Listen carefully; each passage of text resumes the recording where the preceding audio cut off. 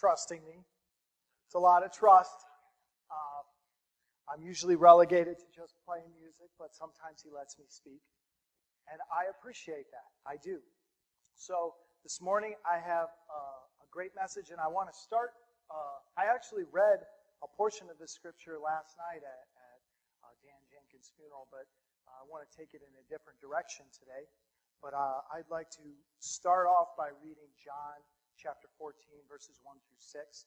If you look in your bulletins, I have an outline for you. But let's get going.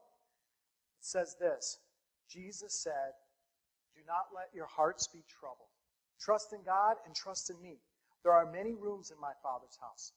I would tell you this if it were not true. I am going there to prepare a place for you. And after I go and prepare a place for you, I will come back and take you to be with me so that you may be where I am. You know the way to the place where I am going." And Thomas, naturally, here's Thomas. "Lord, we don't know where you're going, so how can we know the way?" Does that sound like Thomas? He says, Jesus answered, "I am the way and the truth and the life. And the only way to the Father is through me." And if I read in these scriptures, if there's anything underlined, we can all say them together. So just keep your eyes peeled. That's a fun thing I do. So just make sure you keep your eyes peeled. The title of my message this morning is actually a play on words from a very powerful military drama from 1992. Believe it or not, it's already 22 years old. Okay, but this movie was called A Few Good Men, and one of the lead characters, Jack Nicholson, he's Colonel Jessup. He's sitting in this courtroom, and if you've ever seen it, he's just getting grilled. And Tom Cruise is the lawyer, and he's, "I want the truth. I want the truth." And you'll remember this memorable line. "You can't handle the truth. You can't handle the truth." Okay. So, hopefully this morning, I believe that you can handle the truth. So, we're going to take a play on that and just twist it a little bit. But I think you can handle the truth. I want you to take away from this morning's message 3 things. First of all, I'm preaching to the choir. That's point 1. Okay? If you know what preaching to the choir is, that's for us. The second point, I'm preaching to the church. So that's as a whole. And the third is for us individually. So the first point is that truth can be found. Okay? That's number 1. The second is the truth matters. And thirdly, the truth hurts, but the tagline there is that's where the healing starts. Okay? If you know me, you'll know that I love defending the faith. I think it's incredibly important for a youth pastor to be able to do that for these kids. I love philosophy, and my aim is to put that into my first point this morning, and the remaining 2 points will hopefully serve you well and minister to you today. As a youth pastor, I think that it's vital to put the why God said something into a message, not just the what God said. And it's important in our day and age of just cynicism and skepticism. So the first point is a teaching to benefit you guys. All right, choir? All right, you ready? Okay, so the first one is you can find the truth. Today's youth are being told absolute nonsense. Let me ask you, just as a show of hands, how many of you have heard this garbage before? Let me show you. There's 2 phrases right here. The first one is, there is no truth. And the second is, what's true for you may not be true for me. In some of its various forms, you've heard those kind of things. I'm going to equip you, church, this morning. When you hear someone tell you that there is no truth, simply ask them, is that statement true? No. See, if they say that the statement is true, then they've refuted their own statement. If they say that the statement is false, then it goes without saying. So, if you hear that, a lot of times people and Christians don't know, they don't know what to do. That's what you do. Write it down. It's real simple. Here's the second one. If you hear somebody say what's true for you may not be true for me, simply ask them, is that statement true for both of us? See, Is that true for everybody? So your truth is true for both of us, but my truth can't be true for both of us. See, it's this type of illogical thinking is nothing new. I want you to listen to the exchange between Pilate and Jesus almost 2,000 years ago. Listen to this. We'll pick it up. Pilate's questioning Jesus. He's been arrested. And it's in John 18 and 37 and 38. It says this, "You are a king, then," said Pilate. Jesus answered, "You say that I am a king. In fact, the reason I was born and came into this world is to testify to the truth. Everyone who is on the side of truth listens to me." Okay? "What is truth?" retorted Pilate. With this, he went out again to the Jews and gathered there and said, "I find no basis for a charge against him." So here is Pilate asking, what is truth? Well, in our day and age, maybe it's important to tell people what isn't truth. Here, real quick, opinions are not necessarily truth. What is popular is not necessarily what is true. What you think is right may not be true. What you sincerely hold on to might not be truthful. So people say they don't like being lied to, but I don't believe that that's entirely true. You know, how many of you heard, I don't like to get lied to? We'll just see about that. Here is Pilate, face to face with the ultimate truth, Jesus. He's the way, the truth, and the life. And instead of waiting for an answer, I have underlined on this next slide here, it says that what? He went out. So he's face to face with truth. And he says, "What is truth?" And then walked away. He didn't want the answer. It leads me to believe that Pilate probably wasn't searching for the truth. And many people are like Pilate today. Would you agree with me that doctors in our day and age are held to a very high standard? Right? I mean, there's always the threat of like a medical malpractice lawsuit slapped against them for not giving the correct information, right? So doctors don't usually lie when people are living unhealthy lifestyles, right? If people come in there, doctors have to tell them the truth. They could be held liable. And that's why many people who live unhealthy lifestyles often don't go to the doctor, because they might like to get lied to. And you don't get that at the doctor's office. So a lot of times people who live those kind of lifestyles, they either don't go, or they go until it's too late, or they go when they have no other choice. And I believe that when it comes to matters that matter, we often simply want to be lied to. You know, when you're at the Chinese restaurant, after your awesome meal, what do they hand out to you? Fortune cookies. And are those flattering? They're all pretty flattering. Some of them are garbled English. I've read a few. But most of all, they're flattering. You know, they're never misfortune cookies, are they? Because when you crack that baby open, you know it's going to be something good. And on the back, there's your lottery numbers. Okay? Pastor's not here. But anyway, don't play the lottery. Listen, in our day and age, church, we often hear the phrase, I know you may have heard this one too, you have to be true to yourself. How many of you heard that one? Okay? Listen, this kind of statement is nothing new, but it does need to be addressed. You know, Polonius from Shakespeare's play Hamlet, his famous quote is, "To thine own self." Oh, that's 500 years old. Okay? None of this thinking is new, but it does need to be addressed. And maybe you've heard that you know, you've got to be true to yourself at school or work, or you've heard it from another employee giving advice to a fellow employee. You know, I figure if you're in the same economic bracket as me, I don't want to hear advice from you. Okay? That's just me. But so I've heard those kind of things in the secular job that I work at. But can I tell you something? And I will explain this. Being true to yourself is worthless. You have to be true to God. Let me explain why that statement is deceptive. Imagine a compass that is only true to itself. Okay? Let me ask you, or a GPS for that matter. Would you set sail across the Atlantic Ocean with a compass that's true to itself? Okay? Would you trust your life to arrive safely across a vast ocean with a compass that's completely out of sync with the reality of the world that's around it? No. I hope not. Or else we'll hear about you in a couple months.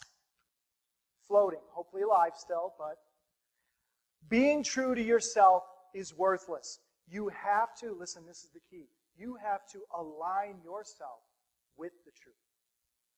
Okay? Those aren't always the same thing. They're not always synonymous.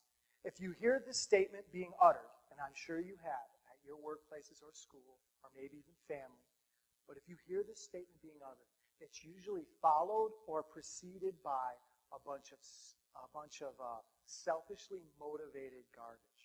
You know, maybe someone's looking to abandon their commitment or their responsibilities in order to pursue a simple relationship, and you hear, I just got to be true to myself.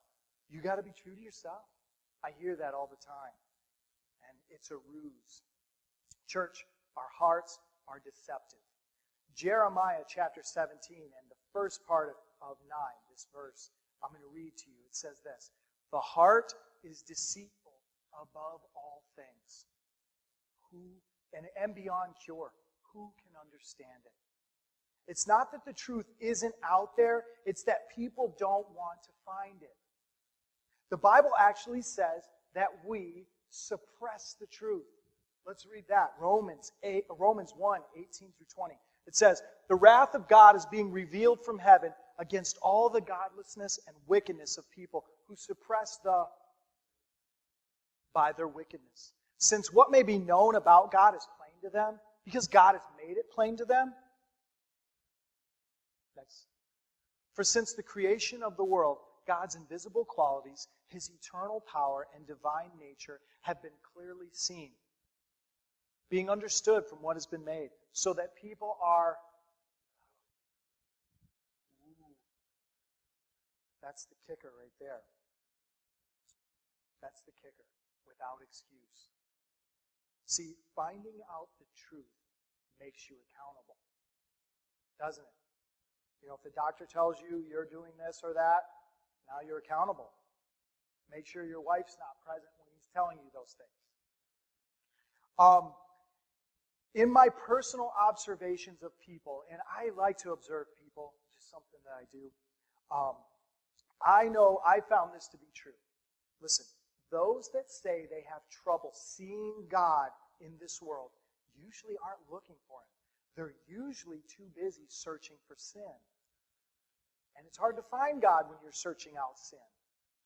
Everything we do is based on the truth that there is truth. From math to science to our court systems. Think about concepts like perjury, slander, and libel. Okay? How would these concepts even hold true in a court system if there were no truth? How would you ever be in contempt of court? Our world would be in chaos if there were no truth. When people give you this garbage, that there's no truth, just ask them, well, is gravity true? If they say no, tell them to prove it. We live in a shifting culture, church, where what was wrong yesterday, okay, may be deemed right without any justification as to why it should be right. Here's another observation that I found true, and maybe after I say it, you might agree with me. People oftentimes have more of a problem with God's rules than God's existence. In fact, this was the case in the Roman culture that surrounded the early church. You can read all about it through the book of Acts, all the things that were going on. That the church was surrounded by a culture that believed in God, but they were behaving immorally. See, so it wasn't the idea of God that bothered that culture. It was God's rules and God's morality. In fact, secular sources, the ancient Greek historian Strabo wrote in 20 AD. That's right in the thick of it. He wrote this. He wrote that the temple of Aphrodite was once so rich that it acquired more than 1,000 prostitutes. And you know that temple was in Corinth. We all know the book of Corinthians, right? This is what they were up against. I mean, could you imagine that's the worship setting? Hey, Bob, you want to come to church with me? Down at the Temple of Aphrodite and worship? You know, church really isn't my thing. Well, we have 1,000 temple prostitutes, and that's part of the worship service. You know, on second thought, maybe I better check it out. I haven't been to church since the winter solstice, so seriously. 2 Timothy chapter 4, verses 3 and 4 says this. This is Paul telling us. For the time will come when they will not endure sound doctrine, but according to their own desires, because they have itching ears, they will heap for themselves teachers, and they will turn their ears away from the truth and be turned aside to fables. To close this point, I think that we've established that there is truth. Jesus isn't just a truth, he's the truth. People have a myriad of reasons why they don't search for it, and we'll discuss that in my third point. But so for now, just know that truth exists. But let's get to the second point. Yes, truth exists, but does it matter? Well, does it? Let me ask you a question. Your wife is 8.5 months pregnant, and she comes to you and she asks you if she looks fat.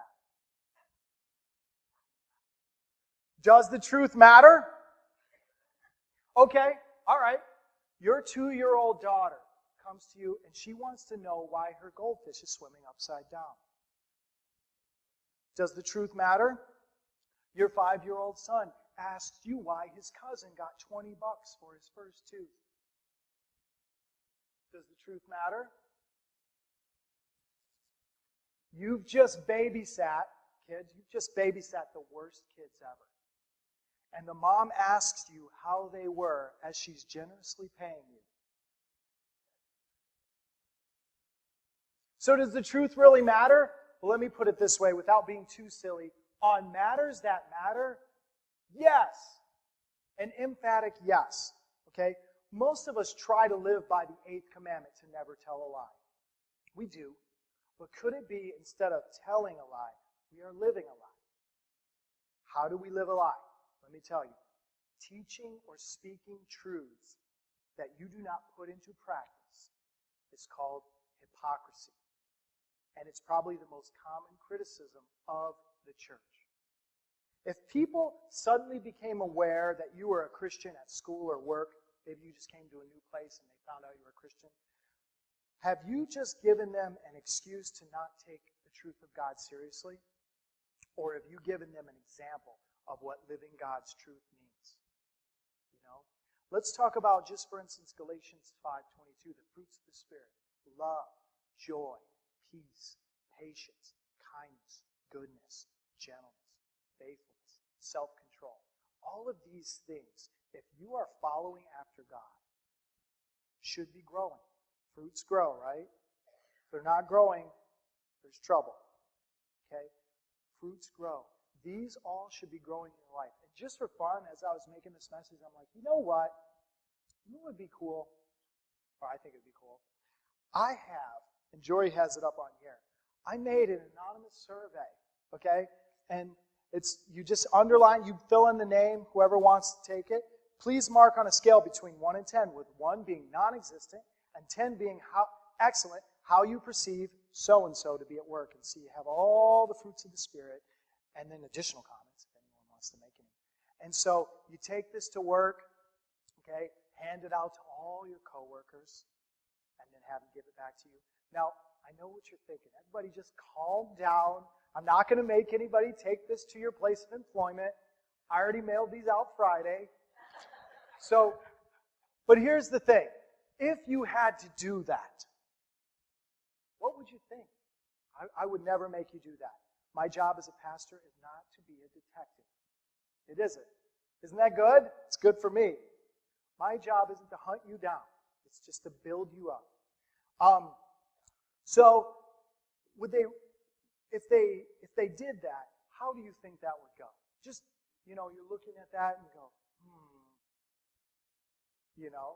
gentleness, self-control, Just think about it.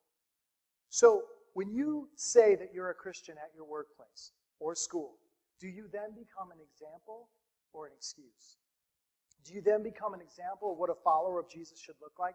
Or do you give them an excuse to continue living in their sins because you're no better? An interesting phenomenon that I've noticed, maybe you've noticed this too after I show you, but everybody in our culture, from pop stars to movie stars to athlete all-stars, they all seem to know John 8:32. Back in the day, in the 80s, it was John 3:16. Even you saw it at like a football game, you would always see that up. And everybody knew that in the 80s. That's old. The new verse that everybody knows is this one, John 8:32. It says, "Then you will know the truth, and the truth will set you free." They quote just the last half of that. The truth will set you free. Well, let's read the verse prior to it so we can get a context, right? Wouldn't that be good to know? So let's read John 8:31 and 32. So this is Jesus talking. To the Jews who had believed in him, Jesus said this, "If you hold on to my teaching, you are really my disciples. Then you will know the truth, and the truth will set you free." Now, question, do you really hold on to the teachings of Jesus? If you're not doing any of the things that Jesus asked you to do, can you really claim that you're a disciple of Christ, a follower of Jesus, or the common term, a Christian? Can you claim that you know the truth? The early church competed against a culture that was mired in sexual sin. How did they overcome that? Let's imagine just for a moment that we're in the 1st century, and here's our little church, right? And the church down the street has prostitutes and all these other things going on. And you're inviting, "Hey, come on to our church. You guys got prostitutes?" "No, but come on in." How did they compete? How did they compete with all that stuff? Okay, what did they have? What did they have? The book of Acts said that we had all things in common, that we had a sincere and authentic love that showed compassion for those around them. We had that. When you think about the church as a whole today, do you think we're known for our compassion and love? Is that what's making the news headlines? I know that this world isn't going to give you a fair shot. They're not going to be fair. But are we giving them compassion and love? Or are we giving them excuses for them to remain in their sin? I don't know if you've ever heard Penn and Teller, but the tall guy and the little guy that doesn't talk, and they do their comedy magic show in Vegas. Well, if you don't know, Penn Jillette is a very outspoken atheist, and he has lots of problems with the church. And I just want to show you a 1-minute video of him being candid and honest. I think it's really gripping. So we'll just watch that real quick. You ready? And I've always said, that I don't respect people who don't proselytize. I don't respect that at all. If you believe that there's a heaven and hell, and people could be going to hell, or not getting eternal life, or whatever, and you think that, it's not really worth telling them this because it would make it socially awkward. And atheists who think that people shouldn't proselytize, just leave me alone, keep your religion to yourself. How much do you have to hate somebody to not proselytize? How much do you have to hate somebody to believe that everlasting life is possible and not tell them that? I mean, if I believed, beyond a shadow of a doubt, that a truck was coming at you and you didn't believe it, if that truck was bearing down on you, there's a certain point where I tackle you. And this is more important than that.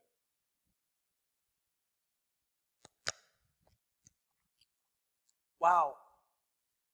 That's coming from someone who doesn't take our faith seriously. And he has lots of reasons to have problems with our church, with the church. And church, listen, we've given the world too much ammo against us by not doing what God's word says. to be candid, it's hard to rail against pornography when you're logging onto it. It's hard to tell people that they can be set free from addictions when they haven't found freedom. It's hard to tell people that God is love when they know you hate someone at work. You can't tell people that they can find forgiveness for the things they've done wrong when you can't find forgiveness for those that have done wrong to you. It's hard to tell people that they can be a part of the family of God when they don't even communicate with their family here. So, yes, the truth hurts. There is truth, it does matter, and it does hurt. But the tagline there is, but that's where the healing starts.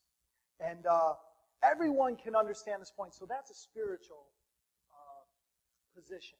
But I'm going to give you the physical, and I think you'll make a connection there and go, yeah, that makes sense. Listen, everybody knows in the physical realm that in the eyes of healing, when you break an arm, I don't know if you've ever broken an arm or anything like that, but sometimes they have to reset it.